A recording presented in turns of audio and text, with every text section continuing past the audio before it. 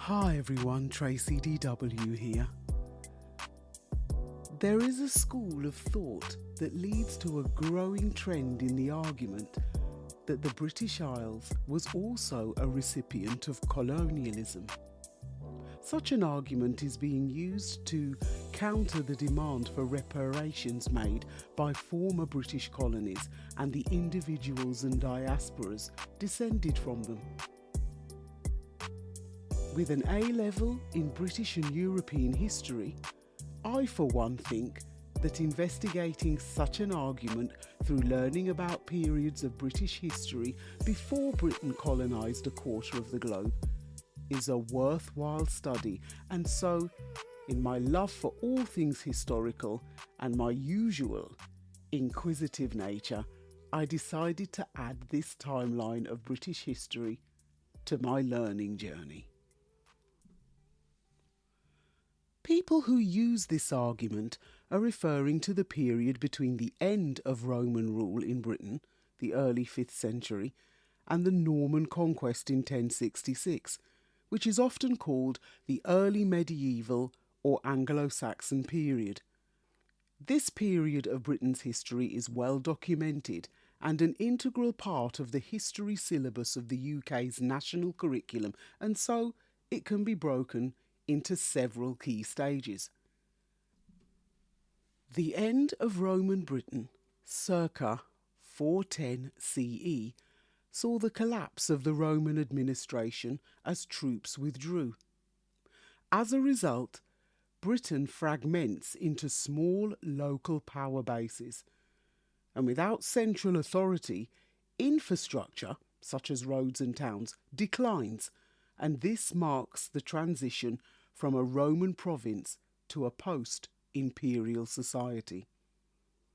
During the 5th and 6th centuries, groups such as the Angles, Saxons and Jutes migrate from northern Europe, and they gradually established kingdoms across eastern and southern Britain.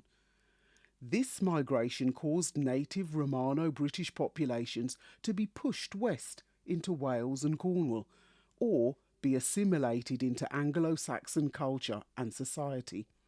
From here, over the course of the 6th and 7th centuries, 7 major kingdoms, the Heptarchy or Heptarchy, emerged: Northumbria, Mercia, Wessex, East Anglia, Essex, Kent and Sussex.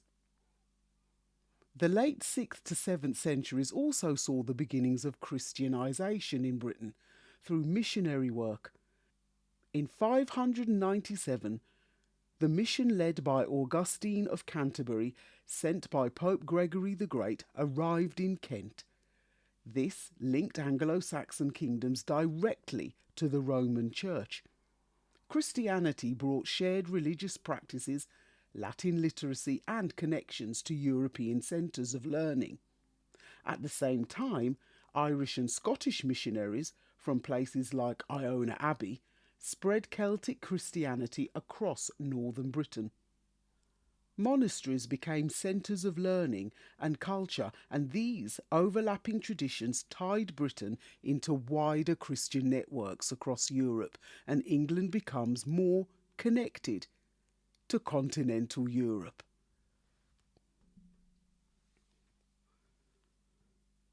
With power constantly shifting between these, the Heptarchy, kingdoms during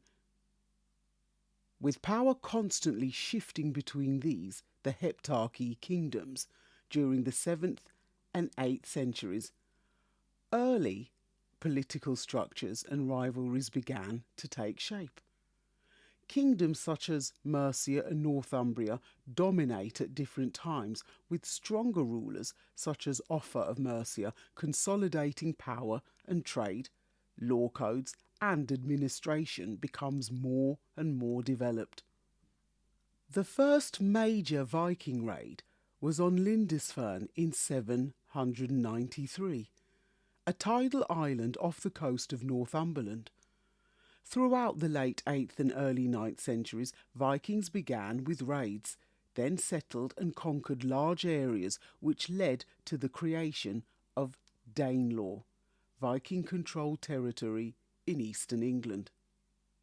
Leaders like Alfred the Great led a resistance against Viking expansion, and the 9th and 10th century saw a succession of Wessex kings promoting learning, reorganising defence and initiating a gradual unification of Anglo-Saxon England.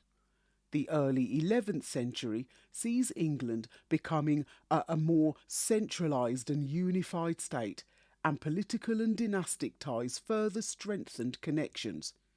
Anglo-Saxon rulers often married into European royal families, especially the powerful Frankish kingdoms.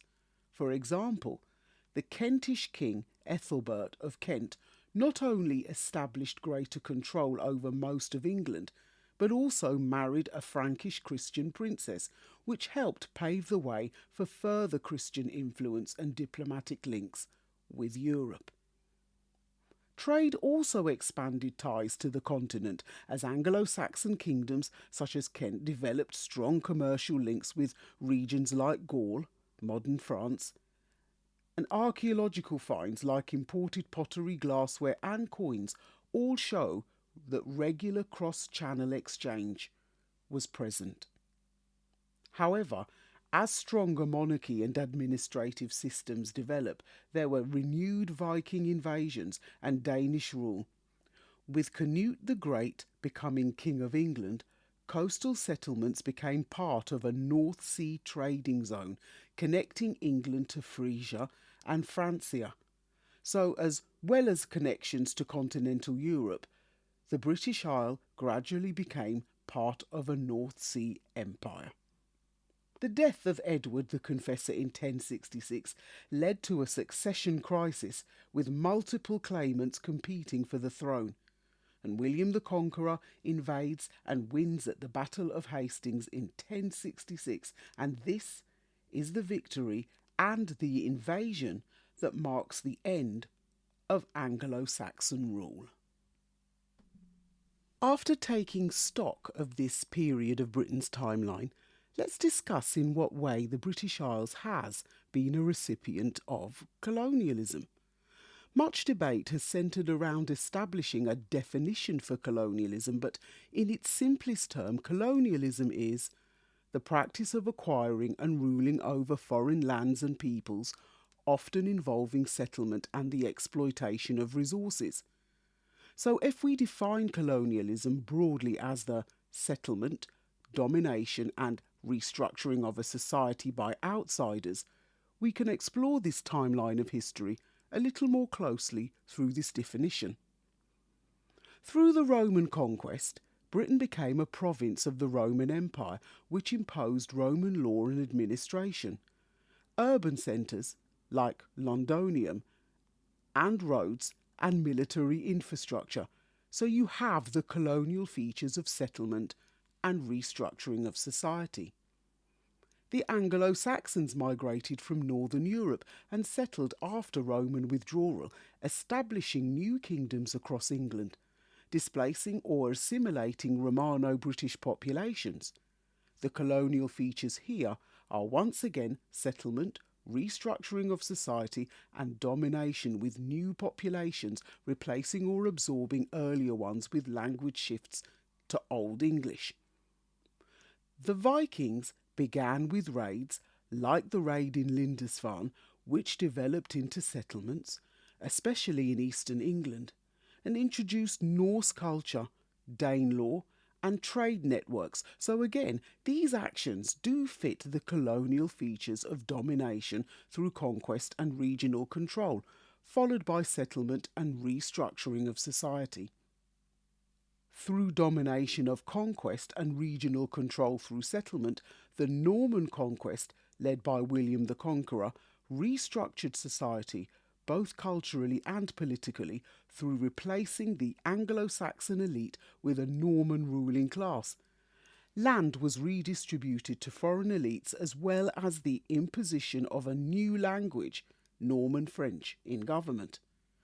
This is probably one of the clearest examples of elite colonial takeover. And even within the British Isles, Some regions experienced domination, settlement and cultural suppression by others, especially through language and identity. You have England over Ireland from the 12th century onwards as English rulers expanded into Ireland, and this intensified during the plantations of the 16th and 17th centuries. England over Wales and Scotland, with Wales being conquered and integrated during the 13th century, and though Scotland faced military and political pressure over the course of centuries, it was not colonised but through a formal process of unification with England in 1707, following Scotland's own failed attempt to form a colony in Panama. However, there is a key nuance that not all historians agree on using the term colonialism for early periods like the Anglo-Saxons or Vikings. Some prefer migration or settlement and conquest rather than colonialism. All this feels counterintuitive because later Britain itself became a major imperial power. If we apply the definition of colonialism broadly as the settlement, domination and restructuring of a society by outsiders, the British Isles has repeatedly been colonised and settled by outside groups. By observing historical events, these key phases fit as there is a pattern that is clearly present.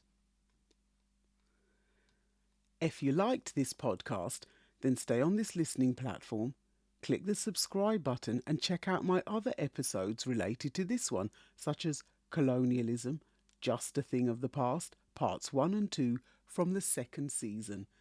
And don't forget what I call the heart and soul of the Stories to be Told movement, my stories or poetic narratives, Caribbean Wind, Caribbean Rush, Knights at the Round Table, the Berlin Conference 1884 and Gone with the Wind, Macmillan's Speech for Change.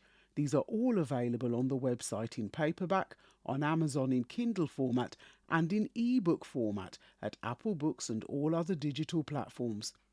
And also the publication of the latest 4 titles. Now, if you want to find out more, just visit storiestobetold.com and check out the learning platforms for The Journey's End, Giving Back Hong Kong, Bite from the Big Apple, A Story for New York, Hope for Zimbabwe, Arise the Phoenix, and A Story for South Africa.